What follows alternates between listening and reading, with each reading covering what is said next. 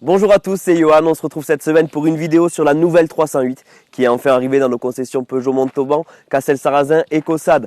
Alors, cette voiture, on vous l'a déjà présentée lors de la formation au Château Lafite, mais là, on va rentrer un peu plus en détail. Allez, c'est parti.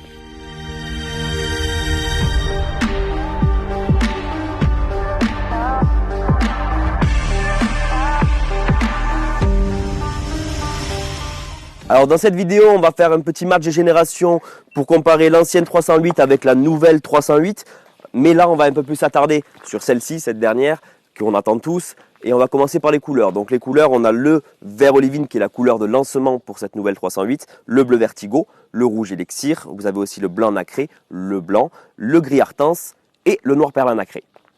Événement marquant sur cette nouvelle 308, c'est l'identité de la marque qui est représentée sur la calandre ici, avec le nouveau logo Peugeot qui est vraiment bien intégré dans la calandre.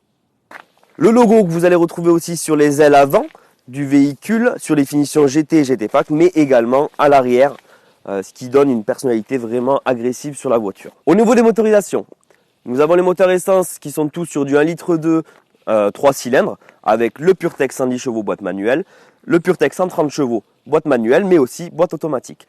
Pour le diesel, nous sommes sur du 4 cylindres 1,5 litre avec le moteur 130 chevaux Blue HDI qui se fait en boîte auto ou en boîte manuelle. En nouveauté, nous aurons deux moteurs hybrides sur cette 308, un moteur 180 chevaux qui aura en fait un moteur 150 chevaux PureTech plus un moteur électrique de 81 kW. Au cumul, donc, nous aurons 180 chevaux, mais aussi un moteur 225 chevaux, donc avec le moteur PureTech de 180 chevaux, plus le moteur électrique de 80 kW, donc 225 chevaux cumulés.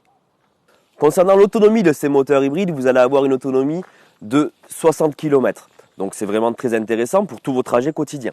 Pour la recharge, comme on l'avait vu pour les véhicules hybrides 3008, 508 de notre gamme, on va avoir trois possibilités de recharge, donc à domicile, comme votre téléphone en fait, où vous allez mettre 7 heures pour recharger votre véhicule, mais aussi sur une prise Green Up où vous allez mettre 3h50, mais par contre sur une prise Wallbox, là vous allez vraiment avoir un temps de recharge très court puisque vous allez mettre qu'1h55 pour recharger votre véhicule. C'est-à-dire qu'entre midi et 2, quand vous avez fait vos 60 km le matin, vous allez pouvoir recharger l'intégralité de votre batterie et pouvoir repartir l'après-midi.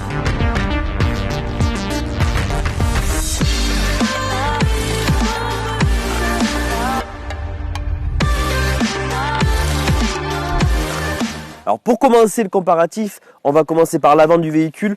Donc le logo, comme je vous le disais tout à l'heure, là nous avons l'ancien, nous avons le nouveau. On remarque aussi que la plaque a été abaissée pour laisser justement place au logo et tous les capteurs qui sont intégrés et avoir la calandre qui est beaucoup plus sportive et donner un look beaucoup plus agressif à la voiture au niveau de l'avant.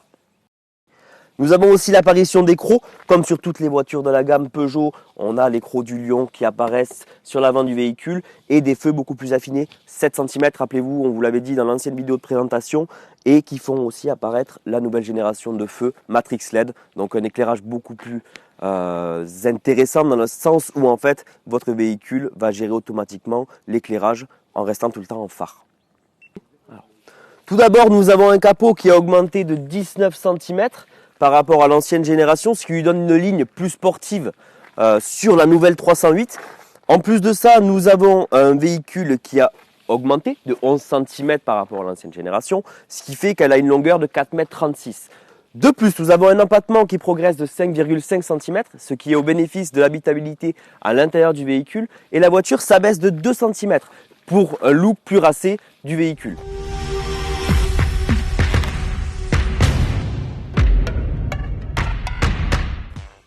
Au niveau de l'arrière, première différence qui est assez notable, c'est ce béquet rallongé qui vient donner un aspect plus compact du véhicule.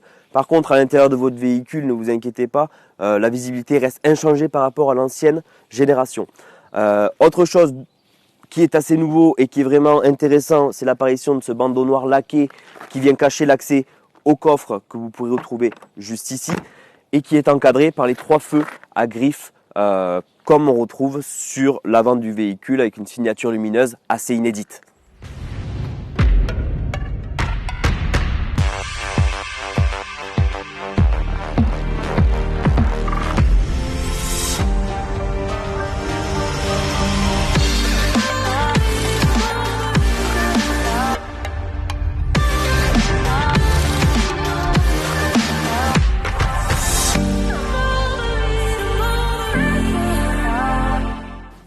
À l'intérieur, comme vous pouvez le voir, tout change. On est vraiment dans un véhicule d'une autre dimension.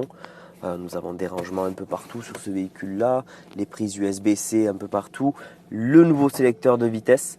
Donc ça va arriver sur toutes nos voitures à partir d'aujourd'hui. Et vraiment, le gros changement, c'est cet écran de 10 pouces qui est totalement personnalisable. C'est-à-dire qu'ici, vous avez les e-toggle que vous allez pouvoir personnaliser à souhait. C'est-à-dire changer, si ici vous voulez que vos sièges chauffants, vous ayez le raccourci là, vous pouvez le mettre. Vous pouvez faire un peu ce que vous voulez.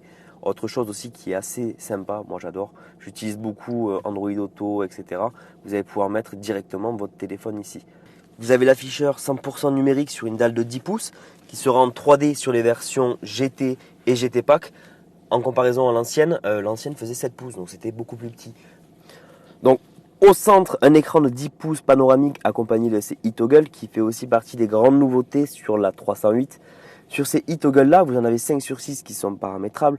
Donc bien sûr, le bouton Home qu'on ne peut pas changer, mais tout le reste, on met un peu ce qu'on veut, on le change à souhait. Donc dessous, il y a les touches physiques qui peuvent être des raccourcis véhicules comme la clim, l'ouverture centralisée, les warnings, le dégivrage. Une autre nouveauté, c'est le levier de vitesse qui libère un espace mais conséquent au niveau de la console centrale qui a permis en fait de créer un espace dédié au smartphone à l'avant avec un chargeur à induction et énormément de rangement.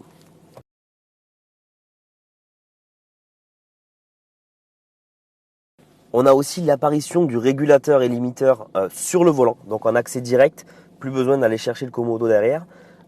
Et c'est assez simple, comme vous l'avez vu dans la précédente vidéo, on a juste en fait à sélectionner régulateur, on dit qu'on est OK. Là bien sûr je suis à l'arrêt, ça ne fonctionnera pas, mais votre véhicule va se mettre à la vitesse que vous allez choisir en augmentant sur la molette ici ou en descendant la vitesse préconisée. On a aussi un changement qui est net sur la caméra de recul. La qualité de l'image est impressionnante. On a aussi plusieurs points de vue, je crois qu'on l'avait vu sur l'ancienne vidéo.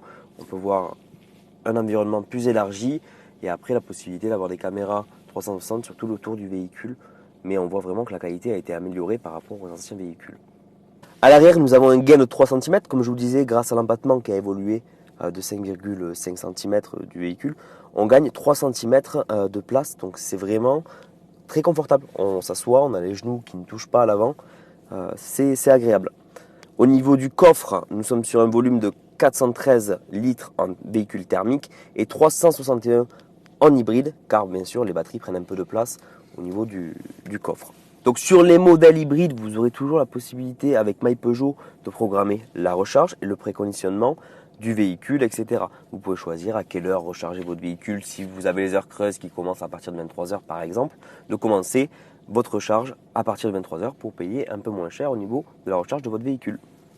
Donc au niveau des technologies, nous avons le Drive Assist 2.0, donc une adaptation de la vitesse en courbe du véhicule qui régule et adapte la vitesse du véhicule dans les virages et assure un passage en courbe de manière confortable et sur l'autoroute jusqu'à 180 km/h. Vous avez aussi dans ce Drive Assist 2.0 le changement de voie automatique, donc qui assiste le conducteur pour dépasser les véhicules qui le précèdent, les changements de voie, et va nous proposer de nous rabattre. Donc juste en mettant le clignotant, le véhicule va analyser l'espace et vous permettre de changer de voie en toute sécurité. Et ça, entre 70 km/h et 180. Ensuite, nous avons la préconisation anticipée de la vitesse, donc qui propose au conducteur d'adapter sa vitesse selon les panneaux de limitation que la voiture va réussir à lire grâce aux caméras et capteurs intégrés à l'avant du véhicule et la géométrie de la route. Donc, les aides à la conduite qui sont notables sur la 308, c'est le régulateur de vitesse adaptatif, reconnaissance étendue des panneaux de signalisation, l'Active City Brake, l'alerte attention conducteur, mais aussi l'alerte active de franchissement involontaire de ligne. Ce qui est aussi intéressant et tout nouveau, c'est la surveillance d'angle mort longue distance qui sera étendue à 75 mètres, donc pour plus de sécurité à l'intérieur de son véhicule. Autre nouveauté, l'alerte arrière de trafic, donc une alerte d'obstacle dans les zones d'angle mort du véhicule. Donc s'il y a un vélo, une moto, un cycliste, etc., votre véhicule va vous alerter et arrêter justement le véhicule pour vous. Il est l'heure pour nous de conclure cette vidéo. Bon, vous l'aurez vu, cette 308 a gagné en modernité et en technologie. N'hésitez pas à venir ce week-end dans nos concessions Macquart, Montauban, Caussade, Castelsarrasin pour les portes ouvertes. Nous sommes ouverts aussi exceptionnellement le dimanche. N'hésitez pas à venir, on vous attend. À bientôt.